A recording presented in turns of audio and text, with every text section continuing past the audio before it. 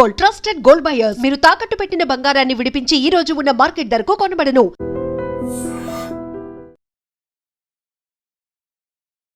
BJP చాలా క్లియర్గా చెప్తోంది, బీఆర్ఎస్ నుంచి 100 మంది లీడర్లు బీజేపీలోకి రావడానికి రెడీగా ఉన్నారు. మీరు వాళ్ళని బతిలాడుతున్నారు, బుజ్జగిస్తున్నారు, తలుపులేసి తాళాలేసి బంధించి ఉంచుతున్నారు. వాళ్ళు మాత్రం టచ్లో ఉన్నారు, ఎప్పుడు ఎనీ టైం జాయిన్ అవుతారు. 100 మంది లీడర్లు 100 మంది లీడర్లు బీజేపీలకి పోవడానికి బీఆర్ఎస్ తరఫు నుంచి ఆలోచన చేస్తున్నటువంటి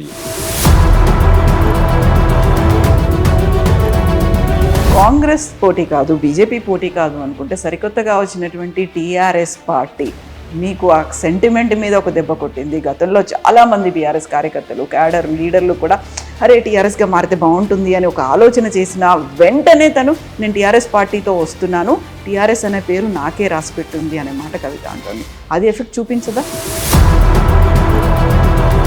ఖచ్చితంగా చూపించే ప్రజలు ఆ నాయకత్వాన్ని, ఆ లీడర్ని, ఆ క్యాడర్ని ఎవరైతే విశ్వసిస్తారో అటు ఓటేస్తారు.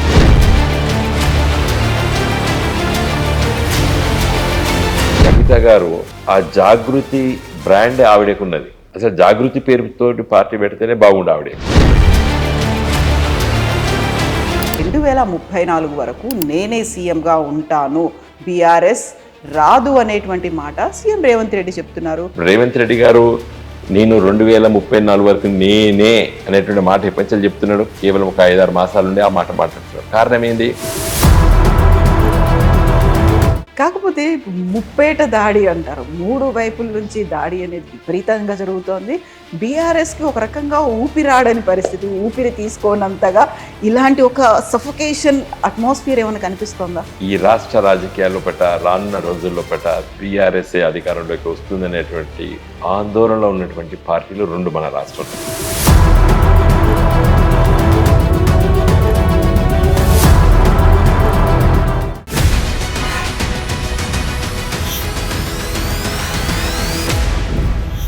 నమస్తే, welcome to I dream inside politics with Kavitha. BRS నుంచి 100 మంది నాయకులు బీజేపీలోకి రావడానికి రెడీగా ఉన్నారు. వారిని బయటికి రానియకుండా బీఆర్ఎస్ అడ్డుకుంటోంది అని బీజేపీ రాష్ట్ర అధ్యక్షులు రామచంద్రరావు ఉన్నారు. దీంతో పాటుగా 2034 వరకు నేనే సీఎంగా ఉంటాను, బీఆర్ఎస్ రాదు అనేటువంటి మాట సీఎం రేవంత్ రెడ్డి చెప్తున్నారు. ఇంకోవైపు కవిత టీఆర్ఎస్ పార్టీతో రాష్ట్ర రాజకీయాల్లోకి ఎంటర్ అయిపోయింది. బీఆర్ఎస్ ఏం చేస్తోంది? బీఆర్ఎస్ మీద ముప్పేట దాడి జరుగుతోందా? బీఆర్ఎస్ నెక్స్ట్ స్ట్రాటజీ ఎలా ఉండబోతోంది? మనతో పాటుగా ఉన్నారు బీఆర్ఎస్ సీనియర్ లీడర్ అండ్ మాజీ ఎంపీ వినోద్ కుమార్ గారు. హలో అండి, నమస్తే. ఎలా ఉంది బీఆర్ఎస్ పార్టీ? సో పాలిటిక్స్లో డెఫినెట్గా మేము యాక్టివ్ ఉన్నాం. ఈరోజు రాష్ట్ర రాజకీయాల్లో పట్ల నిత్యం బీఆర్ఎస్ లేనిది రాష్ట్ర రాజకీయాలే లేవు. నిత్యం తెలంగాణ ప్రజల సమస్యలపైన, తెలంగాణ సంక్షేమం కోసం ఆరాటపడే పార్టీ బీఆర్ఎస్. సో బీఆర్ఎస్ చాలా బాగుంది. కాకపోతే ముప్పేట దాడి అంటారు, 3 వైపుల నుంచి దాడి అనేది విపరీతంగా జరుగుతోంది.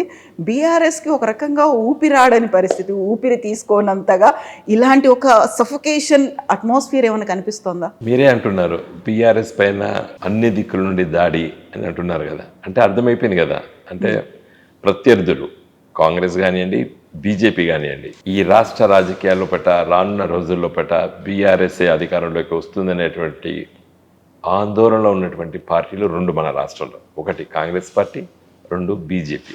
కాబట్టి ప్రతి నిత్యము, ప్రతిరోజు ఆ 2 రాజకీయ పార్టీల నాయకులు మా పేరు ఎత్తందే వాళ్ళకు ఆ రోజు గడవదు. కాబట్టి అంత స్ట్రాంగ్గా ఇవాళ BRS with in short time రాజకీయంగా అధికారం కోల్పోయి 2.5 సంవత్సరాల లోపట్నే ప్రజల ఆదరణిత గొప్పగా మళ్ళీ తీసుకొచ్చుకున్నామంటే అది మా నాయకుడు, మా కార్యకర్తలు, గ్రామీణ ప్రాంతాల్లో కూడా ప్రజల సమస్యలపైన పనిచేస్తున్నటువంటి మా నాయకత్వం. ఇదే మాకు చాలా సంతోషం. రోజు ఎక్కడ పోయినా కూడా ఈ రోజు ఏ పత్రికలు, ఏ టీవీ ఛానల్ చూస్తే బీఆర్ఎస్ లేనిదే లేదు. బీజేపీ వెస్ట్ బెంగాల్ అతి కష్టమైనటువంటి దాన్ని, అసాధ్యాన్ని సుసాధ్యం చేసింది. నెక్స్ట్ టార్గెట్ తెలంగాణ అని పెట్టుకుంది. ఆ తర్వాత ప్రధానమంత్రి నరేంద్ర మోదీ వచ్చారు. తాను ఇక్కడ ఇస్తున్నటువంటి బడ్జెట్ కావచ్చు, చేస్తున్నటువంటి కార్యక్రమాల గురించి, వీటన్నిటి గురించి కూడా చెప్పిన తర్వాత బీజేపీ తెలంగాణ మీద ఫోకస్ పెట్టింది. దానికి ఫస్ట్ 3 కార్పొరేషన్లను గెలుచుకోబోతోంది హైదరాబాద్లో అనేది నెక్స్ట్ టార్గెట్. తెలంగాణ రాష్ట్రంలో పాగా వేయడము అనేది ఆ దిశగా బోల్డంత కార్యక్రమాలు చేస్తోంది. అది బీజేపీకి చాలా బలాన్ని ఊతాన్ని ఇచ్చింది అనేది. మొన్నటి సభ ప్రధానమంత్రి గారు మోడీ గారు సికింద్రాబాద్లో అంత గొప్ప బహిరంగ సభ అని అందరం అనుకున్నాం. ఆ సభలో వారు మాట్లాడిన తర్వాత భారతీయ జనతా పార్టీ తుస్సు అన్నది. ఆయన అక్కడ కూర్చొని అంతకంటే ఒక గంట క్రితము వేరే కార్యక్రమంలో కూర్చొని రేవంత్ రెడ్డి మెరిసే జోడో అన్నాడు. అంటే మా దగ్గర నాయకత్వం లేదు, మా బీజేపీలో ఎవడు కూడా పనికిరాడు, నువ్వు వస్తే కలిసి రా అన్నట్టు. అంటే ఇదివరకు మోడీ గారు ఆ ప్రయత్నం చేసి 2 దిక్కుల సక్సెస్ అయ్యాడు. ఒకటి అస్సాంలో నేటి ముఖ్యమంత్రి కాంగ్రెస్ పార్టీ చాలా సీనియర్ నాయకుడు. అదేవిధంగా బెంగాల్లో ఈరోజు ఈ 2 రాష్ట్రాల్లో పట్ల ఉన్నటువంటి ముఖ్యమంత్రులు కాంగ్రెస్ పార్టీ సీనియర్ నాయకులు. కాంగ్రెస్ పార్టీలో ముఖ్యమంత్రి పదవిని ఆశించిన వాళ్ళిద్దరు. సరే, ఇక్కడ తృణమూల్ కాంగ్రెస్, అక్కడ ఒరిజినల్ కాంగ్రెస్ అస్సాంలో.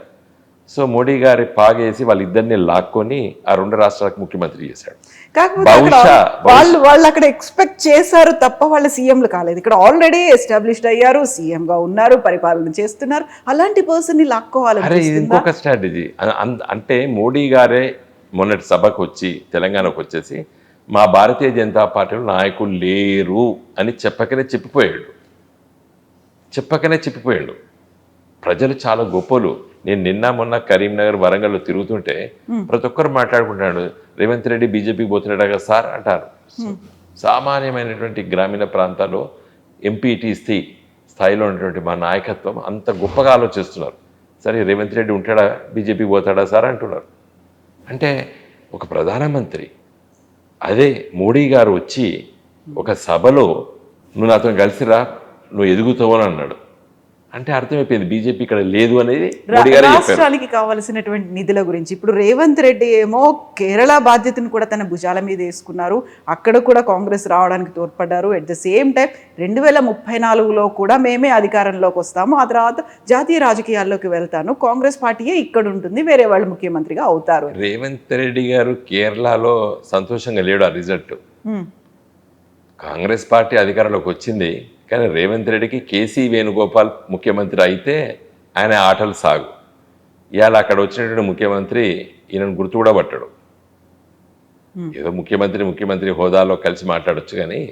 సో రేవంత్ రెడ్డి గారు ఈరోజు ఫ్రస్ట్రేటెడ్. కేరళలో జరిగిన పరిణామాలు, కేసీ వేణుగోపాల్ ముఖ్యమంత్రి అవుతాడు అనుకున్నాడు. ఎందుకంటే ఆయన ముఖ్యమంత్రి కావడానికి కారణం కేసీ వేణుగోపాల్. రాష్ట్ర రాజకీయాల్లో పట్ల కాంగ్రెస్ పార్టీలో పిసిసి అధ్యక్షుడు పదవి రావడానికి కానీ, లేదా ఇక్కడ ముఖ్యమంత్రి కావడానికి కానీ అతనికి చాలా అండదండలు ఇచ్చిన వ్యక్తి కేసీ వేణుగోపాల్. ఆ కేసీ వేణుగోపాల్ అక్కడ ముఖ్యమంత్రి అయితే ఇంకా రేపు దేశ రాజకీయాలు కూడా ఎంటర్ అవుతారని అనుకున్నాడు. కానీ అలా I think mister Revanth Reddy is not happy ఇలా కేరళలో జరిగిన పరిణామాలు. 2034 దాకా అంటే ఇప్పుడు మనం ఇంకొక 8 ఏళ్ళు 2 టర్మ్స్ కూడా తనే ఉంటున్నారు. అంటే ఆయన అది చెప్పే ముందు ఒక మాట చెప్పాడు. చంద్రబాబు నాయుడు గారు 2 టర్ములు ఉన్నాడు, వైఎస్ రాజశేఖర రెడ్డి గారు 2 టర్ములు ఉన్నాడు. అంటే గెలిచాడు కదా పాపం, చనిపోయారు రాజశేఖర రెడ్డి గారు 2 టర్మ్స్. తర్వాత కేసీఆర్ గారు 2 టర్మ్స్ ఉన్నారు. నాకు కూడా అదే విధంగా 2 టర్మ్స్ అని ఆశిస్తున్నాడు. సరే, ఒక ముఖ్యమంత్రి స్థాయిలో ఉన్నటువంటి వ్యక్తి, అది రేవంత్ రెడ్డి గారు కావచ్చు, ఎవరైనా కావచ్చు, నెక్స్ట్ టర్మ్ నేనే అని అంటేనే కదా ఇప్పుడు ఉన్నోడు సక్కంగా ఉంటాడు. ఇప్పుడున్న ఎమ్మెల్యేలు కానీ మంత్రులు కానీ ఇది ఒకటే టర్మ్ నాది అని అంటే 2.5 సంవత్సరాలు ఇప్పుడు ఎవరి దగ్గరకు వస్తారు? కాబట్టి ఆ కాన్ఫిడెన్స్ బిల్డింగ్ మెజర్స్ ఇప్పుడు రేవంత్ రెడ్డి గారు నేను 2034 వరకు నేనే అనేటువంటి మాట ఎప్పటికీ చెప్తున్నాడు. కేవలం ఒక 5-6 మాసాల నుండి ఆ మాట మాట్లాడుతున్నాడు. కారణం ఏంది? 2.5 years అయిపోయింది, ఇంకా 2.5 years ఉంది. నెక్స్ట్ టర్మ్ నేనే ఉంటా, నేనే ముఖ్యమంత్రి అని అంటేనే ఇప్పుడున్నటువంటి ఫామ్ ఏదైతే ఉన్నదో వాళ్ళందరూ కలిసి ఉంటారు. ఇప్పుడు ఉన్నటువంటి ఆ ఎమ్మెల్యేస్ ఆ మాటతోనే అంటాడు. ఎవరైనా నేను నెక్స్ట్ టర్మ్ నేను కాదు వేరే వాళ్ళని ఎవరు చెప్పడు కదా. కాబట్టి రేవంత్ రెడ్డి విష్ఫుల్ థింకింగ్ అనుకోవడంలో నేను తప్పు పడతలేను. వచ్చేసారి కూడా నేనే ఉంటానని అనుకోవడంలో తప్పు ఏం లేదు ఆయన అనుకోవడంలో పట్ట. కానీ ఆ విధమైనటువంటి వాతావరణం ఇలా తెలంగాణ రాష్ట్ర రాజకీయాలు లేదు. ఇప్పటికే మీరు ఏ గ్రామం పోయినా, ఎక్కడికి పోయినా, ఏ గ్రామీణ ప్రాంతంలో మహిళలను మీరు టచ్ చేసి చూడండి, ఇతను పోవాలి ఇంత మర్యాద కూడా చెప్తలేరు పాపం ప్రజలు. నాకు చాలా బాధ చేస్తుంది. ఒక ముఖ్యమంత్రి స్థాయిలో ఉన్నటువంటి వ్యక్తిని అంత అలాంటి పదజాలంతో దూషిస్తున్నారు. I'm not supporting such comments.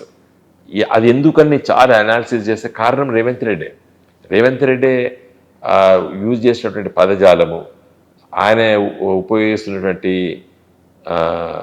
దుందుడికి పదాలతోనే ప్రజలు కూడా అట్లే మాట్లాడుతున్నారు, రివర్స్గా వాడు వీడు అని మాట్లాడుతున్నారు, విచ్ ఇస్ నాట్ కరెక్ట్. నా దృష్టిలో నేను చిన్నతనం నుంచి రాజకీయాల్లో ఉన్నా. నేను మా రాజకీయ నేపథ్యం మా తల్లిగారి తరఫున, మా మేనమామల తరఫున చిన్నప్పటి నుంచి నేను చాలా మందిని చూసినా. నేను ఇందిరాగాంధీ పట్ల ఎంత వ్యతిరేకత ఉన్నా కూడా ఎవరు మాట్లాడలేదు. ఏ ప్రధాని మంత్రి, ఏ రాష్ట్ర ముఖ్యమంత్రుల పట్ల ప్రజలు ఎప్పుడు కూడా ఇష్టం లేకున్నా కూడా ఇలాంటి పదజాలాలు ఎవరు ఉపయోగించలేదు సామాన్య ప్రజలు. ఈరోజు ఎందుకు ఉపయోగిస్తున్నారు తెలంగాణలో ఈ ప్రజలు ఇట్లా ఎందుకు మాట్లాడుతున్నారు? ఈ యూట్యూబ్లో దాంట్లో చూసి నాకు బాధేస్తుంది. ఈరోజు రేవంత్ రెడ్డి ఉండొచ్చు ఈ కుర్చీలో, రేపు ఇంకొకరు ఉన్నా కూడా అదే పదజాలం ఉపయోగించకూడదు ప్రజలు. We have to give respect to the position. దానికి కారణం ఏందని నేను ఆలోచిస్తే రేవంత్ రెడ్డే కారణం దానికి. ఎందుకంటే వాడు వీడు పిచ్చి పిచ్చి మాటలు మాట్లాడడం వల్ల ప్రజలు అట్లా మాట్లాడుతున్నారు. కాబట్టి ప్రజలు చాలా స్పష్టంగా ఉన్నారు. ఇలా యావత్తు తెలంగాణ ప్రజలు వచ్చేది మీ ప్రభుత్వమే అని మాతో మాట్లాడుతున్నారు. ఏ పెళ్లికి పోయినా, పేరెంటాలకు పోయినా, ఇక్కడికి కలిసినా కూడా ఇంకా వచ్చేది మీదే కదా అండి. కాకపోతే 2.5 ఏళ్ళు ఉంది. 2.5 ఏళ్ళు ప్రజలు అదే ఫీలింగ్ ని కంటిన్యూ చేస్తారు, అదే టెంపో ఉంటుందా? ఇంకెక్కువ అవుతుంది. ఇప్పుడు ఫస్ట్ 2-3 ఇయర్సే చాలా కాన్ఫిడెన్స్ రావాలి ప్రజలకి. వచ్చినా దాన్ని నిలుపుదల చేయడం కష్టం. ఇప్పుడు డౌన్ఫాల్ అవుతున్నది అంటే ఇంకా కింద పడుతున్న సందర్భంలో మళ్ళీ లేవడం అనేది కష్టం కాంగ్రెస్ పార్టీ ఈ రాష్ట్రంలో. కాకుండా పవర్ వాళ్ళ చేతిలో ఉంది. ఇప్పటిదాకా మీరు చెప్పినటువంటి ఏవి కార్యక్రమాలు చేయలేదంటున్నారో అది కూడా బీఆర్ఎస్ 10 ఏళ్ల పాటు ప్రభుత్వంలో ఉండి చేయలేని పనులు. అక్కడ తెలంగాణ ఉద్యమకారులకు కావచ్చు, శ్రీకాంతాచారి తల్లికి అన్యాయం చేసింది అని ఎలా అయితే ఇప్పటిదాకా ప్రచారం ఆరోపణలు ఉన్నాయో తనకు కూడా ఒక సముచితమైనటువంటి స్థానం, జర్నలిస్టులకు ఇళ్ల స్థలాలు, ఇలాంటివన్నీ మీరు పక్కన పెట్టినవి, అసలు పట్టించుకోలేనివి, నిర్లక్ష్యం చేసినవి, వాటి గురించి ఆలోచన చేయని వీటన్నిటిని కూడా మళ్ళీ తెర మీదకి తీసుకొస్తున్నా అంటే వాళ్ళందరిలో కూడా ఒక పాజిటివ్ ఫీల్ అనేది వస్తుంది కదా. ఇప్పుడు మీరన్న జర్నలిస్టులకి ఇళ్ల స్థలాలు కానివ్వండి, లేకపోతే తెలంగాణ ఉద్యమకారులకి కేసీఆర్ చాలా గొప్పగా ఆలోచించాడు. చనిపోయిన ప్రతి కుటుంబానికి 10 లక్షల రూపాయలు ఇచ్చినాం. చనిపోయిన ప్రతి కుటుంబంలో ఆ కుటుంబ సభ్యులకి ఉద్యోగం, ప్రభుత్వ ఉద్యోగం ఇచ్చినాం. ఏది తెలంగాణ ఉద్యమంలో పట్ల చనిపోయినటువంటి ప్రతి అమరవీరుల కుటుంబాలకి 10 లక్షల రూపాయలు ఆ ఇంటికి ఇవ్వడం జరిగింది. ఆ కుటుంబంలో ఒకరికి ప్రభుత్వ ఉద్యోగం ఇచ్చి ఈరోజు వాళ్ళకి ప్రమోషన్స్ కూడా వచ్చినాయి. నాకు తెలిసిన వాళ్ళకి 1200 మంది. ఆ ఫిగరు ఎవరైతే ఎఫ్ఐఆర్లో ఉండి ఆ రోజు గవర్నమెంటు యంత్రాంగమే నిర్ధారించింది. 800 చిల్లర ఎంతో ఉంది లెక్క, కరెక్ట్ ఎగ్జాక్ట్ ఫిగరు. అంతమందికి ఇవ్వడం జరిగింది చనిపోయిన ప్రతి కుటుంబానికి. లేకపోతే ఎవరైనా చనిపోయిన కుటుంబం ఇప్పటివరకు ఎక్కడ బయటికి రాలేదు, ఈ రోజు వరకు కూడా రాలేదు. కాకపోతే తెలంగాణ ఉద్యమకారులు మిగతా వాళ్ళు అడిగేది ఏంటంటే మాకు ఇళ్ల స్థలాలు కావాలి, లేకపోతే మాకు పెన్షన్ కావాలి అనేది మాట్లాడుతున్నారు. వాటి కోసం కూడా కేసీఆర్ గారు ఆ రోజుల్లో మేము ఆలోచన చేశాం. ఫస్ట్ ఫైలే దాని గురించి తెప్పి ఇవ్వడం జరిగింది. ఉద్యోగాల్లో బట్టి 3% రిజర్వేషన్ ఇద్దామని కూడా కేసీఆర్ గారు ఆలోచించారు. కాకపోతే ఉత్తరాఖండ్, జార్ఖండ్ రాష్ట్రాలు ఏర్పడ్డప్పుడు ఆ రాష్ట్ర ప్రభుత్వాలు కూడా ప్రయత్నం చేస్తే సుప్రీంకోర్టు దాకా కేసు వెళ్ళి కొట్టేశారు. ఆనాటి చీఫ్ సెక్రటరీ రాజీవ్ శర్మ గారు వచ్చి కేసీఆర్ గారికి చెప్పారు, 3% రిజర్వేషన్ తెలంగాణ ఉద్యమకారులకి, ఎఫ్ఐఆర్లో ఉన్న వాళ్ళకి ఉద్యోగాల కోసం మనం కూడా ఆలోచన చేద్దామని కేసీఆర్ గారు ఆలోచన చేసిండ్రు. బట్ ఉత్తరాఖండ్, జార్ఖండ్ రాష్ట్రాలు ఆ విధంగా ప్రయత్నం చేస్తే సుప్రీంకోర్టులో వాటికి ఫ్రస్ట్రేట్ అయిపోయారు. అవన్నీ కూడా ఆ ఉద్యమకారులు చాలా మందితో మేము మాట్లాడినాము. కాబట్టి ఇవాళ రేవంత్ రెడ్డి గారు ఏదైనా సాయం చేస్తే, ఇళ్ల స్థలాలు చేస్తే చేయొచ్చు, దాన్ని ఎవరు ఏమీ పట్టింపులు ఉండవు. అలాంటివి చేస్తే మంచిదే తెలంగాణ ఉద్యమకారులకి. ఉద్యోగావకాశాలు మరి ఏదైనా కొత్త లైన్ తీసుకొని మళ్ళీ డెఫినెట్గా ల్యాండ్ అయితే సుప్రీంకోర్టు దాకా పోతుంది. కాకపోతే వాళ్ళకు ఇళ్ల స్థలం ఇద్దాము అనేటువంటి ఏదైనా ఒకటి చేస్తే తప్పేం లేదు. చూద్దాం అది ఎంతవరకు చేస్తే మంచిదండి. చేస్తే మేమేమి ఏదో ఏ ప్రభుత్వం అయితేంది ఆ ఉద్యమకారులకు సాయం చేస్తే మంచిదే కదా. కానీ మేము ప్రయత్నం చేసి కొన్ని అడ్డంకులు వచ్చినాయి. ఇప్పుడు చనిపోయిన వాళ్ళకి ఇవ్వడం లోపల ఎవరు తప్పు పట్టలేదు. 10 lakhs రూపీస్ ఇచ్చిన, 10 లక్షల రూపాయలు ఇచ్చినా ఆ ఇంటికి ఒకరికి ఉద్యోగం ఇప్పించడం జరిగింది. కేసీఆర్ గారి ప్రభుత్వం చేయదలుచుకున్నంత చేసింది, కొన్ని చేయాలనుకున్నప్పుడు ఇలాంటి అడ్డంకులు వచ్చినాయి. బట్ ఈ ప్రభుత్వం దాన్ని ఛేదించుకొని ముందుకెళ్తే మేము స్వాగతిస్తాం. సరికొత్తగా ఉమెన్ కమిషన్లో కూడా శ్రీకాంతాచారి తల్లి శంకరమ్మని యాడ్ చేయడం అనేది అది ఒక బూస్ట్ లాగా ఒక సందేశాన్ని ఇచ్చింది. మీరేమో తన మీద పోటీకి ఒక అభ్యర్థిని నిలబెట్టారు, కానీ తనకి ఇవ్వాల్సినటువంటి గౌరవం ఇవ్వలేకపోయారు. ఇలాంటివి కొన్ని బీఆర్ఎస్ చేయలేకపోయింది, అసలు పట్టించుకోలేదు, వాడి గురించి ఆలోచించలేదు. దాని మీద ఇప్పుడు రేవంత్ రెడ్డి ఫోకస్ పెడుతున్నారు కాబట్టి ఒక పాజిటివ్ అట్మాస్ఫియర్ అనేది అక్కడ డెవలప్. ఇప్పుడు ఎంతమంది, ఇప్పుడు నేను శంకరమ్మ గారి గురించి నేను సరే ఓకే చేసాను, మంచిది అది, కానీ అలాంటి వాళ్ళు వేల మందికి కేసీఆర్ గారు చేశారు. అక్కడ కూడా మిస్సింగ్ ఉన్నది. ఆ శంకరమ్మ గారు కూడా కేసీఆర్ గారు కొన్ని ప్రయత్నాలు చేశారు, అవన్నీ ఇప్పుడు నేను మీతో చెప్పలేను. సార్ ఎంత సాయం చేయాలంటే చేశారు, ఆమెకు తగినంత సాయం చేయలేదని అవడానికి కూడా నేనేం తప్పుపడతలేను. కాబట్టి ఇప్పుడు ఈ ఏడంలో స్వాగతిస్తున్నాం. బీజేపీ చాలా క్లియర్గా చెప్తోంది, బీఆర్ఎస్ నుంచి 100 మంది లీడర్లు బీజేపీలోకి రావడానికి రెడీగా ఉన్నారు. మీరు వాళ్ళని బతిలాడుతున్నారు, బుజ్జగిస్తున్నారు, తలుపులేసి తాళాలేసి బంధించి ఉంచుతున్నారు. వాళ్ళు మాత్రం టచ్లో ఉన్నారు, ఎప్పుడు ఎనీ టైం జాయిన్ అవుతారు. 100 మంది లీడర్లు 100 మంది లీడర్లు బీజేపీలకి పోవడానికి బీఆర్ఎస్ తరఫు నుంచి ఆలోచన చేస్తున్నటువంటి స్టేట్మెంట్ రామచంద్ర గారు ఎప్పుడు ఇచ్చారు? కేటీఆర్ గారు నిన్న కాక మొన్న బీజేపీ చాలామంది మా పార్టీలకు రావడం ఆలోచిస్తున్నారని చెప్పి వీరు పొలిటికల్ స్టేట్మెంట్ కేటీఆర్ గారు ఇచ్చారు. దానికి కౌంటర్ బ్లాస్ట్గా వారిచ్చారు. తప్పితే అలాంటి 100 మంది ఎవరు లేరు, పోయేటోళ్ళు ఎవరు లేరు బీజేపీకి బీఆర్ఎస్ తరఫు నుండి. కాబట్టి అది ఓన్లీ ఒక counter reaction to what KTR గారు చెప్పారు. నిన్న కాక మొన్న ఇక్కడ మీటింగ్లో చెప్పాడు, బీజేపీ నుంచి చాలామంది మన పార్టీలకు వస్తున్నారని వారు మాట్లాడారు. దానికి కౌంటర్గా వీరు మాట్లాడారు. తెలంగాణలో అసలు బీఆర్ఎస్ లేదు, ఇంకా ఇప్పుడు మిగిలింది ఏదైనా ఉంటే కాంగ్రెస్ అండ్ బీజేపీ మధ్యలోనే పోటీ ఉంది అనే మాట కార్యకర్తలకు చెప్తున్నారు. 3 కార్పొరేషన్లో మేము గెలుచుకోబోతున్నాము అని. 3 కార్పొరేషన్లో ఎట్టి పరిస్థితుల్లో బీజేపీకి మెజార్టీ రాదండి. ఈరోజు హైదరాబాద్ నగర ప్రజలు కాంగ్రెస్ను ఓడించాలంటే కేవలం బీఆర్ఎస్ఏ. బీఆర్ఎస్ రాష్ట్ర పరిపాలన ఉన్నప్పుడే హైదరాబాద్ లోపల మీకు ఫ్లైఓవర్సు, బ్రిడ్జెస్, సిటీ ఒక ఇంటర్నేషనల్ స్థాయికి తీసుకెళ్ళింది కేసీఆర్ గారి గవర్నెన్స్లో. Law and order maintenance, she teams, రాత్రి 12 గంటల కూడా అమ్మాయిలు మరి పనిచేసుకునేటువంటి ఆ నమ్మకము, తర్వాత ట్రాన్స్పోర్ట్ సిస్టమ్, తర్వాత రోడ్ లేయింగ్, తర్వాత హైదరాబాదు నగరాన్ని ఒక కాన్ఫిడెన్స్గా, అంటే బెంగళూరు సిటీకి ఐటీ సెక్టర్ లోపల ఒక కాంపిటేటివ్గా తీసుకొచ్చి దాన్ని అధిగమించడం. ఎంప్లాయ్మెంట్ లోపల బెంగళూరు కంటే కూడా హైదరాబాద్లో ఎక్కువ ఎంప్లాయ్మెంట్ ఇచ్చడం.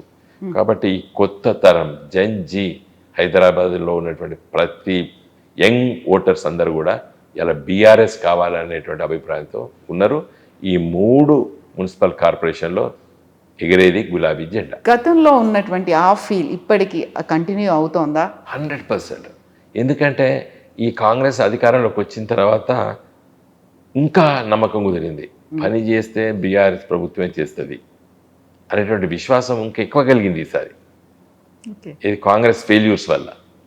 ఇలా కాంగ్రెస్ గవర్నమెంట్ వచ్చిన తర్వాత హైదరాబాద్ సిటీలో ఒక్కటంటే ఒక్క చెప్పుకునేటువంటి పని కాలేదు, అభివృద్ధి కార్యక్రమాలు ఒక్కటంటే ఒకటి కాలేదు హైదరాబాద్ నగరంలో.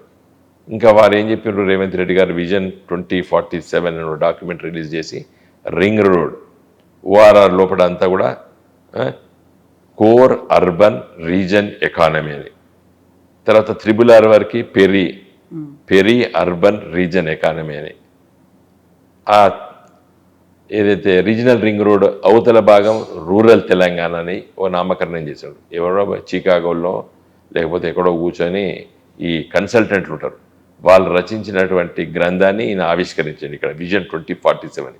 అది చూసుకున్న తర్వాత చాలామంది నవ్వుతున్నారు. ఇవాళ హైదరాబాదు తదనంతరము యావత్తు తెలంగాణలో ఒక అర్బనైజేషన్ అయింది.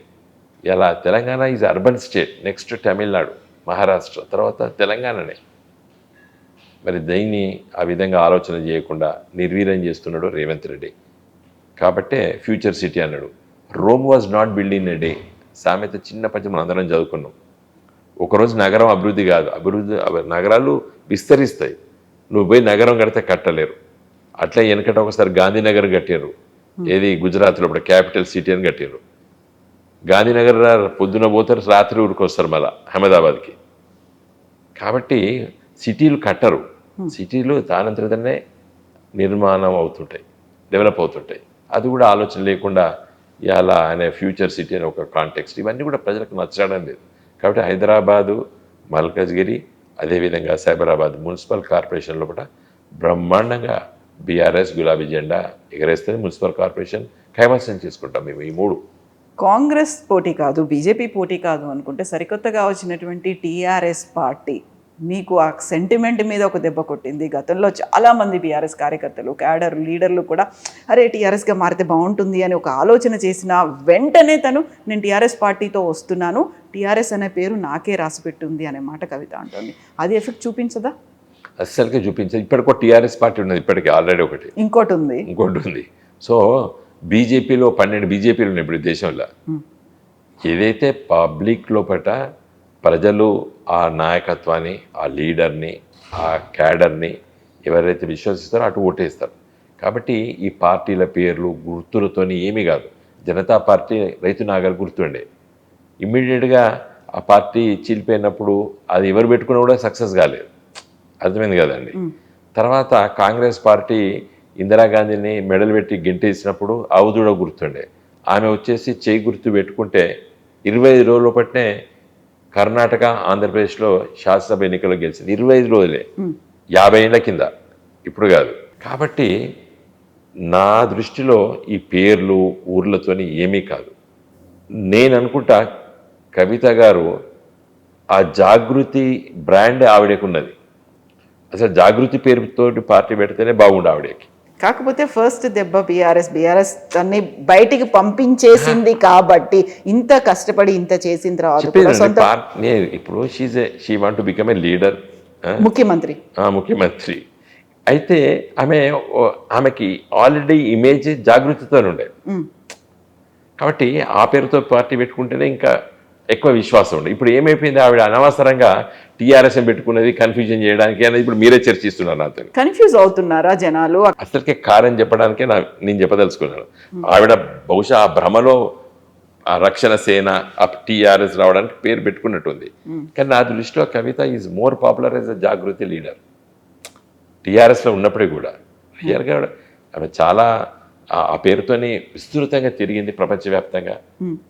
కల్చరల్గా తెలంగాణ రెనెసెన్స్లో ఆమె భాగస్వామ్యం ఉంది, మనం కాదనిలేము. కాబట్టి ఆవిడకి జాగృతి అనేటువంటి పేరుతో ఏదైనా రాజకీయ పార్టీ పెడతారని చెప్పి నేను అనుకున్నాను. నాకు తెలిసింది ఏంటంటే ఆవిడ అప్లికేషన్ కూడా అదే పెట్టుకున్నట్టు విన్నాను నేను. మరి ఏ జాగృతి పేరు మళ్ళీ ఎందుకు చేంజ్ చేసుకున్నా నాకు ఐడియా లేదు.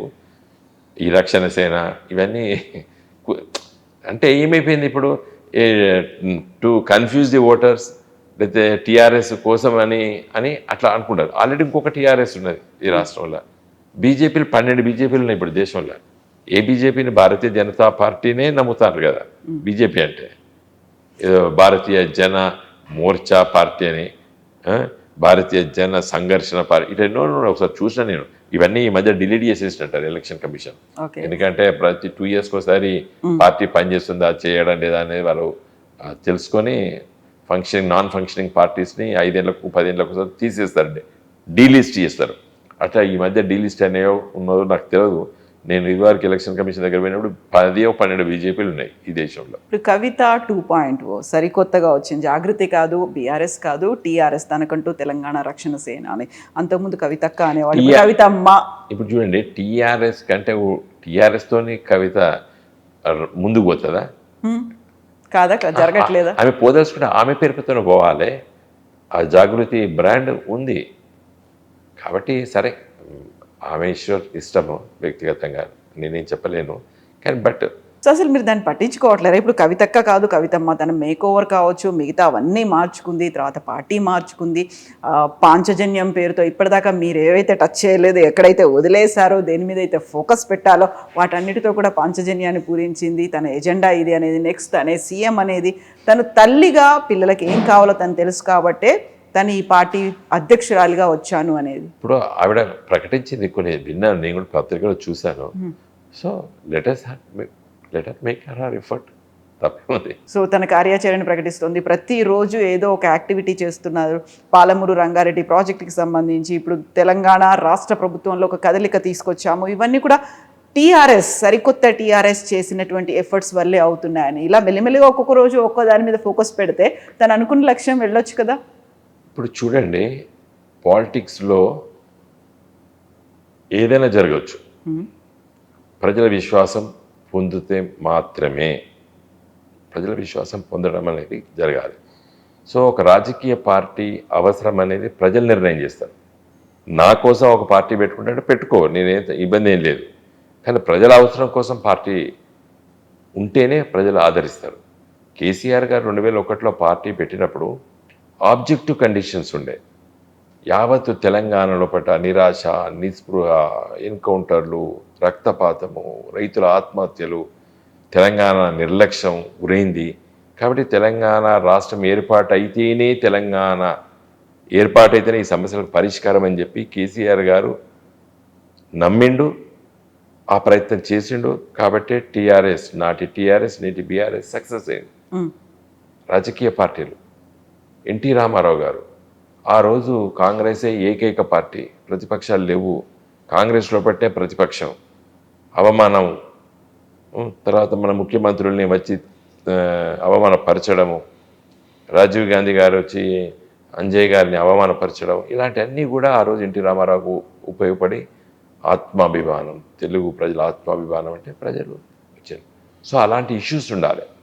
ఆబ్జెక్టివ్ కండిషన్, సబ్జెక్ట్ ఉండొచ్చు మనకు, ఏ మార్పు కోసమైనా కానీ సబ్జెక్ట్ ఉండొచ్చు, కానీ ఆబ్జెక్టివ్ కండిషన్స్ ఉండాలి.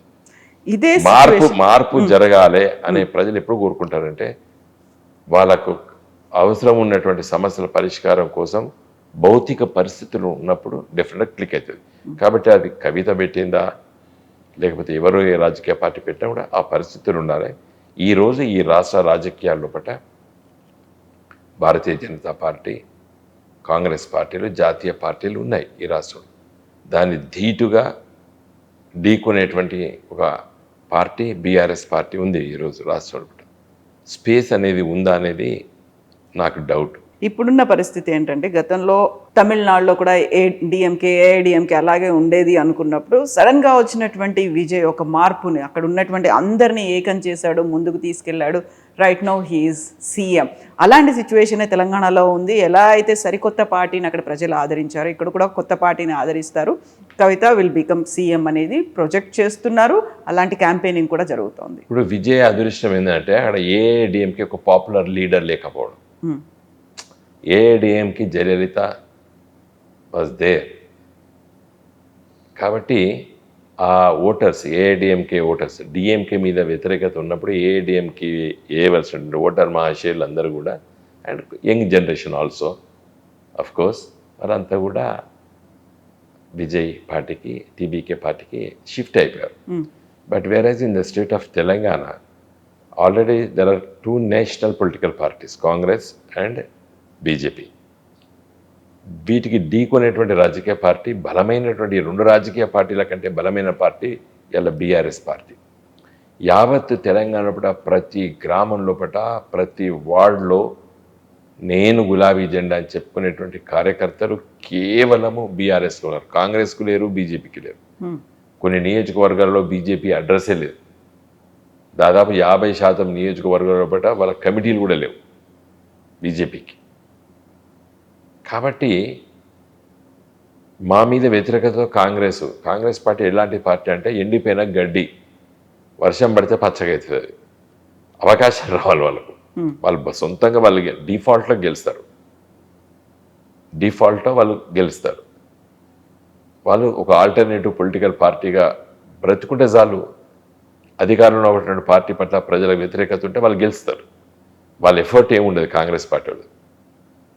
మొన్న రేవంత్ రెడ్డి అక్కడ ముందున్నాడు కాబట్టి ఆయన అదృష్టం. మా మీద వ్యతిరేకత అనేది ప్రజల్లో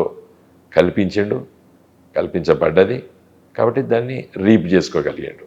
ఇప్పుడు అలాంటి వాక్యూమ్ అనేది లేదా, అసలు ఎక్కడ కనిపించట్లేదు. తెలంగాణ రాష్ట్రం లోపల ఈ ప్రభుత్వ వ్యతిరేకత ఉండడం అనేది సహజం, ఎందుకంటే వాళ్ళ పనితీరు అట్లుంది.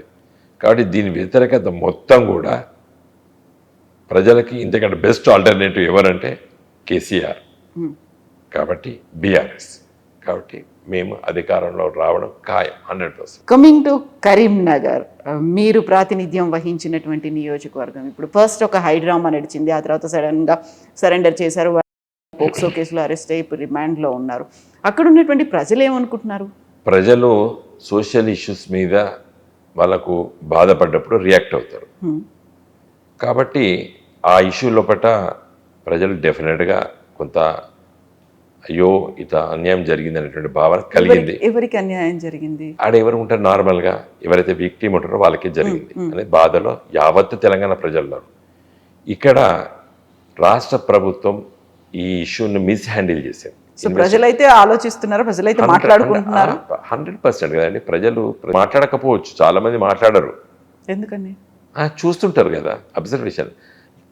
Thanks to the electronic media, social media, technology driven society అయిపోయింది. ఇప్పుడు ప్రపంచవ్యాప్తంగా చీమ చిటికనకు ముందే ప్రపంచం మొత్తం తెలిసిపోతుంది. కాబట్టి మనము ఈ ఇష్యూ లోపల నేను మాట్లాడద్దు అనుకున్నాను, నేను మాట్లాడతలేను కూడా. ఎందుకంటే the investigation is under going. మనం ఒక అభిప్రాయానికి వచ్చి మాట్లాడడం కరెక్ట్ కాదు. పొలిటికల్గా కూడా ట్రెమాస్ అనేవి కనిపిస్తున్నాయి అనే మాటతో పాటుగా ఈటెల రాజేందర్ని సరికొత్తగా మళ్ళీ మినిస్టర్లోకి తీసుకోబోతున్నారు అనేది సెంట్రల్ గవర్నమెంట్ దీన్ని అబ్జర్వ్ చేస్తుందా, లేకుంటే కేంద్ర బీజేపీ నాయకత్వం దీన్ని చూస్తోందా? అసలు నేను పెద్ద అట్లా చూస్తున్నాను అనుకోను. ఎందుకంటే రెజలర్ ఉండే పేరు బ్రిజేష్ మోహన్, దాని మీద 10 మంది ఆడవాళ్ళు వేస్తే కూడా ఏం చేయలేదు. మార్పులు చేర్పులు అనేవి ఉంటాయి, ఎందుకంటే తెలంగాణలో ఫోకస్ అనేవి ఉంది. ఎవ్రీ 2.5 years క్యాబినెట్ రీషఫల్ అవుతుంటుంది. దాంట్లో మరి ఏం జరుగుతుందో నాకు తెలియదు.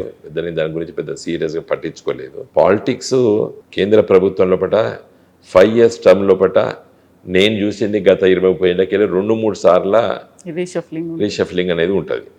కాబట్టి ఏమైనా జరగవచ్చు, దాంట్లో జరగచ్చు, జరగకపోవచ్చు, కానీ వెరీ కామన్. అయితే తెలంగాణ మీద ఫోకస్ పెట్టింది, టార్గెట్ తెలంగాణ, కాబట్టి కొంచెం ఎక్కువ బెర్త్లు అనేవి తెలంగాణ నుంచి ఇవ్వాలి. ఇప్పుడు ఎలాగో అక్కడ కొద్దిగా డిస్టర్బెన్స్గా ఉంది కాబట్టి ఈటెల రాజేందర్ని ఇంక్లూడ్ చేసుకుంటారు అనే మాట. మంత్రి పదవులు ఇస్తే వాళ్ళు బలపడరండి. బీజేపీ ఈ రాష్ట్రానికి ఏం చేసిందని తెలంగాణ ప్రజలు చూస్తారు. ఇంకొక 8 మందికి వెళ్తే 8 మందికి మంత్రి పదవులు ఇచ్చిన కూడా ప్రజలు పట్టించుకోరు. ప్రజలకు కావాల్సింది ఈ రాష్ట్రానికి ఏం చేసింది బీజేపీ. మొన్న మోడీ గారు లెక్కలు చెప్పారు కదా, చెప్తున్నా, అందుకే చెప్తున్నాను. యాక్చువల్గా మోడీ గారు వచ్చిపోయిన తర్వాత నేను మొత్తం ప్రిపేర్ అవుతున్నా, రేపు పొద్దున తెల్లారి ప్రెస్ మీట్ పెట్టాలని. కానీ అనుకోకుండా మీరు చెప్పిన ఎపిసోడ్ బయటకు వచ్చేది. మీ మీడియా ప్రపంచం మొత్తం దాని చుట్టూ తిరుగుతా అంటే నేనేం మాట్లాడదని చెప్పి మాట్లాడలేదు. ఆయన వచ్చి మోడీ గారు ఒక కొత్త రైల్వే లైన్ ఏమైనా ఇచ్చిండ, తర్వాత వరంగల్లో ఉన్నటువంటి టెక్స్టైల్ పార్కు నేను ఇచ్చినని చెప్పుకోవడం ఎంత పచ్చి అబద్ధం అండి. అది కేసీఆర్ గారి నాయకత్వాన నేను పార్టిసిపేట్ చేసిన ఇనాగ్రేషన్లో పెద్ద సభ పెట్టినాం అక్కడ. పరకాల నియోజకవర్గంలో వస్తుంది ఆ గీజగొండ మండలము. పెద్ద సభ పెట్టి కాకతీయ టెక్స్టైల్ పార్క్ని మేము పునాది రాయేసి దాని కేటీఆర్ గారి నాయకత్వాన కేరళకు వెళ్ళి కైటెక్స్ అనేటువంటి 4-5 కంపెనీలు వచ్చి ఆడ ఉత్పత్తి ప్రారంభమై 2 సంవత్సరాలు అయింది. వందలాది మంది కార్మికులు పనిచేస్తున్నారు. రోడ్లు వేసినాం, ఎలక్ట్రికల్ ఇన్ఫ్రాస్ట్రక్చర్ డెవలప్ చేసినాం, సబ్స్టేషన్లు కట్టినాం.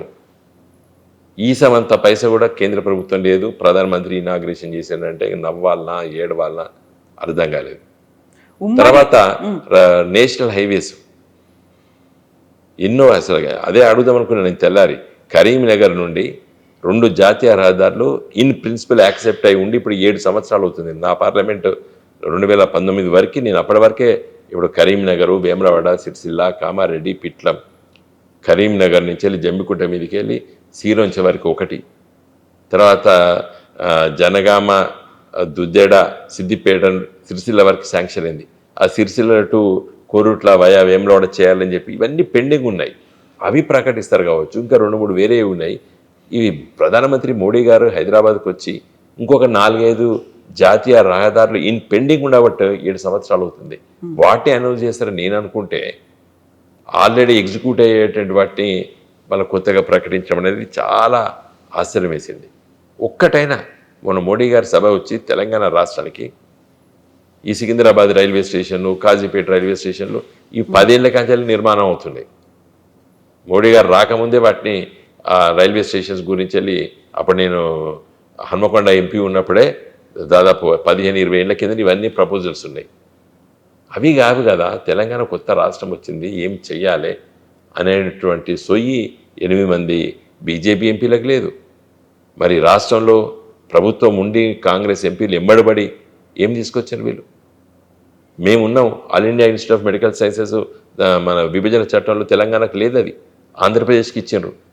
మేమందరం ఒంటి కాళ్ళపైన కూడా ప్రొటెస్ట్ చేసినాం, లోక్సభలో కొట్లాడడం తీసుకొచ్చినాం, ఇలా సాధించడం చాలా సంతోషం. రోజు 2000 మంది ఓపీ పేషెంట్స్ బీబీ నగర్లో చూస్తున్నారు. కాబట్టి సంథింగ్ ఏదైతే రాలేదో అది తీసుకొచ్చినప్పుడు చెప్పుకోవాలి తప్పితే, కానీ ఉండే రోజు రెగ్యులర్ నేను జాతీయ ఉపాధి హామీ పథకం పైసలు ఇస్తానా, లేకపోతే పెన్షన్లు ఇస్తున్నా, ఇవన్నీ వెరీ కామన్. నువ్వున్నా నేనున్నా ఇంకో రేపు ఎవడు కొత్తోడు వచ్చినవి ఆన్గోయింగ్ స్కీమ్స్. ఆన్గోయింగ్ స్కీమ్స్ డబ్బులు లెక్కలు చెప్తారు వీళ్ళు బీజేపీ వాళ్ళు. ఉమ్మడి ఆంధ్రప్రదేశ్లో తెలంగాణకి అలాట్ చేసిన దానికంటే కూడా ఇప్పుడు ఓన్లీ ఎక్స్క్లూజివ్గా తెలంగాణ రాష్ట్రానికి అలొకేషన్స్ చాలా ఎక్కువ ఉన్నాయి అనే లెక్కల్ని ఆయన చెప్పారు.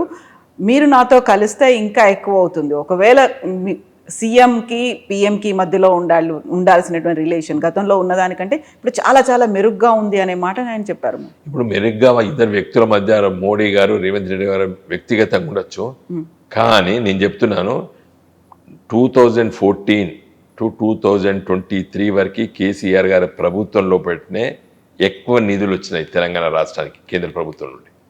అర్థమైందండి? ఎక్కువ పథకాలు వచ్చినాయి, ఎక్కువ స్కీమ్లు వచ్చినాయి, జాతీయ రహదారులు ఎక్కువ వచ్చినాయి. All India Institute of Medical Science తీసుకొచ్చినాం, కొత్త జాతీయ రహదారులు రోడ్. ఆ రోజు ఎంపీలో మీ రోజు అదే పని కదా మాకు. కేసీఆర్ మమ్మల్ని ఇక్కడ ఉండనిచ్చేది, ఇక్కడ హైదరాబాద్లో రోజు ఢిల్లీలో ఉంచేది. ఇదే నడ్డా ఇప్పుడు బీజేపీ ప్రెసిడెంట్ నిన్న దాకా దగ్గర 100 సార్లు తిరిగినాం ఎయిమ్స్ కోసం. జాతీయ రహదారులు ఇప్పుడు కన్స్ట్రక్ట్ అయిన జాతీయ రహదారులు అన్నీ కూడా ఆ రోజు మేము ఎంబడి ఉండి ప్రతిపాదన తీసుకెళ్ళి అక్కడ 6 డజన్ మంది ఆఫీసర్లే పెట్టాము మేము ఢిల్లీలో ఐఏఎస్లో. రోజు ఉదయం పూట మేము ఆ ఏపీ భవన్లో పోయి టిఫిన్ తిని వాళ్ళు మేమందరం కలిసి 2-3 కార్లలో తిరుగుదాం అన్ని ఆఫీసులు చుట్టూ. కాదని చెప్పరా, ఐఏఎస్ ఆఫీసర్ పేర్లు అన్నీ చెప్తా ఇప్పుడు నేను. ఆనాటి వచ్చినటువంటి వాటిని ఇనాగ్రేట్ చేసిండు మోడీ గారు మొన్న కొన్ని. కాబట్టి రైల్వే లైన్, 3వ రైల్వే లైను అది ఎప్పటి నుంచో ప్రతిపాదన ఉన్నది. అది కొత్త రైల్వే లైన్గా grand truck Delhi to north to south వచ్చేటువంటి ట్రైను మన బాలాషా కంచెల్ కాజీపేట మిగిలి విజయవాడ మిగిలి కిందికి వెళ్తుంది. అది టెరఫిక్ గూడ్స్ ఉన్నది కాబట్టి 3వ లైన్ ఇప్పుడు కాదు 30 ఏళ్ళ నుంచి మొదలుపెట్టారు. అది కొత్త లైన్ లాగా అవి కావు. Ramagundam to Manuguru railway line, లేకపోతే ఇవాళ మన ఛత్తీస్గఢ్ నుంచి వెళ్ళి ఒక కొత్త రైల్వే లైన్ భద్రాచలం దాకా ఒక ప్రతిపాదన చేసిండ్రు దాని గురించి ఏం జరుగుతుంది.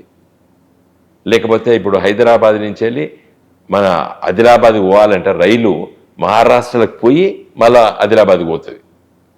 ఆదిలాబాద్ నుండి డైరెక్ట్గా నిర్మల్ మీదకి వెళ్ళి వచ్చి ఆర్మూర్లో కలిపితే ఆదిలాబాద్ కూడా డైరెక్ట్గా హైదరాబాద్కి వస్తాడు. ఇప్పుడు ఆదిలాబాద్ నుంచి కూడా రైలు ఎక్కి రావాలంటే ఫస్ట్ మహారాష్ట్ర పోయి మహారాష్ట్ర నుంచి మళ్ళీ హైదరాబాద్కి వస్తాడు. ఇట్లా ఆలోచించి అవన్నీ ఒక్కట్లేదు. కాబట్టి తెలంగాణ ప్రజలకు కరెక్ట్గా అర్థమైంది, మోడీ గారి ప్రభుత్వంలో తెలంగాణకి ఏమీ రాలేదు అనే అభిప్రాయంతో ఉన్నారు. కాబట్టి ఎట్టి పరిస్థితుల్లో తెలంగాణ ప్రజలు బీజేపీని ఆదరించరు. వచ్చేది కాంగ్రెస్ వ్యతిరేకత ఉన్నది తీవ్రంగా బీఆర్ఎస్ ప్రభుత్వం. అండ్ వాట్ అబౌట్ కేంద్రం లోపల ఎవడున్నా కూడా మన బీఆర్ఎస్ ఎంపీలు ఒక తెలంగాణ కోసం ఆరాటపడేటువంటి నాయకత్వం కాబట్టి మాది. ఎవరున్నా కూడా మేము తెలంగాణ రాష్ట్ర అభివృద్ధి కోసం పనిచేస్తాం. తెలంగాణ రాష్ట్ర అభివృద్ధి జరుగుతుంది. థ్యాంక్ యూ సో మచ్ అండి. Thank you.